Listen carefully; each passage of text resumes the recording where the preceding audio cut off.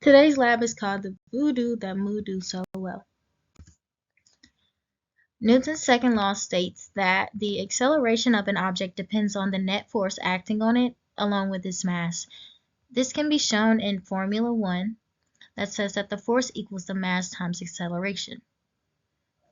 In this experiment, we applied that relationship to see how much force it takes to get an object moving and to keep it moving, which lets us find the coefficients of static and kinetic friction. Kinetic friction resists the motion of an object that is sliding, and it always points opposite the sliding direction. Its magnitude is given in Formula 2 that says that the force of kinetic friction is equal to mu k, which is the coefficient of kinetic friction, times the normal force. The static friction keeps an object in place until enough force is applied to get it moving. It also points the opposite direction that the object would move, and it can vary in size up to a maximum value as shown in figure 3. Well, formula 3, sorry. It reads that the force of static friction is less than or equal to mu s, which is the coefficient of static friction, times the normal force. When it reaches this maximum, the object is just about to start sliding. In this lab, we found that the coefficient of static friction was 0.489 plus or minus 0.048 for object 1, and the object 2 coefficient of static friction was 0.352 plus or minus 0.032. We also determined that the coefficient of kinetic friction for object 1 was 0.439 plus or minus 0.007, and for object 2 we found that the kinetic friction coefficient was 0.306 plus or minus 0.002.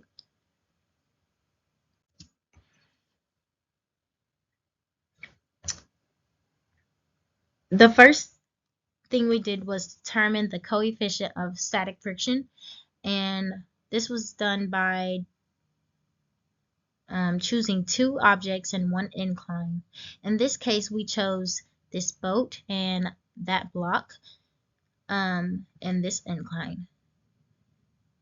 The boat was placed on the incline at a shallow angle. It started about right here, and here we used an angle gauge tool to calculate each angle. You can't see it, but it's behind the boat. We placed it right here securely.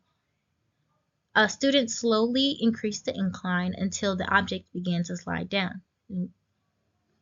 The angle at which the object begins to slide is called the critical angle. The same steps were repeated for the block. 10 trials were conducted for each object, and the average angle along with the uncertainty was found for each object.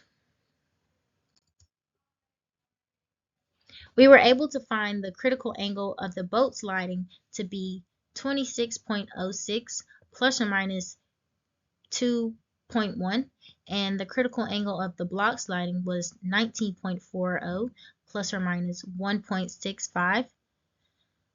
Although these objects were sliding down the same material, they have different critical values because the mass of these objects are different.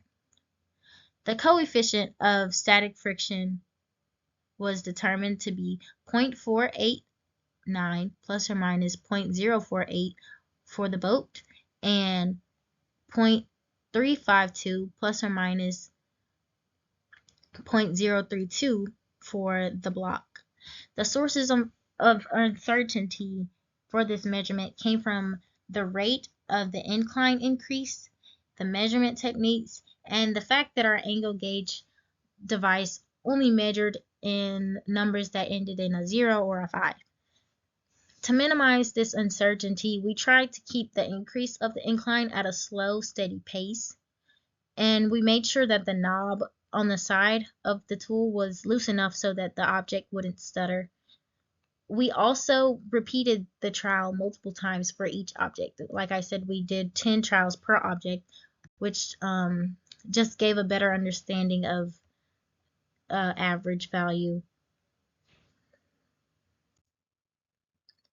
After we found the static friction coefficient and did that whole procedure, we moved on to find the kinetic friction coefficient.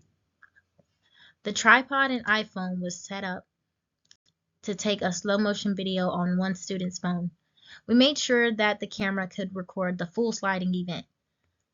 The incline was raised to at least 15 degrees above the critical values. We raised ours to about 40.1 degrees, and the boat or object 1 was placed at the top of the incline and then dropped, or well, she just let go and allowed the object to slide down. The same was done for the second object. Once the videos were taken, they were adjusted and placed and uploaded to the tracker app to be analyzed. The position curve for each video was fit to determine the accelerations and thus the coefficient for kinetic friction of the materials on the objects. As you can see that we saw that there was a parabola shaped curve, and so our results show that our coefficient of kinetic friction for the boat was 0.439 plus or minus 0.007.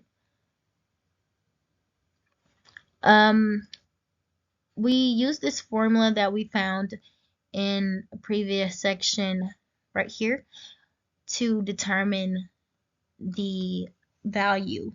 When we found the acceleration based off tracker, we were able to insert that in for A and determine these values. And then we got our uncertainty from this equation up here to find the uncertainty.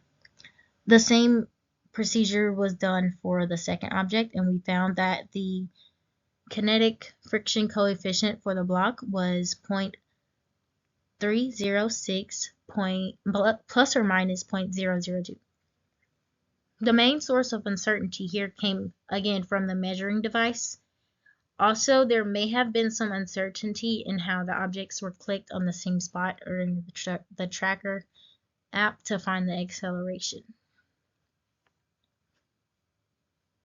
To conclude, we cannot actually determine the accuracy of the 4 coefficient values because we don't have a specific number to compare them with. However, we do know that the coefficient of static friction is expected to be bigger than the coefficient of kinetic friction based on the formula for static friction. Based on that information, the values for each object and each coefficient seem to be pretty accurate. So that just tells us that our accelerations and our coefficient values may have been correct. Thank you.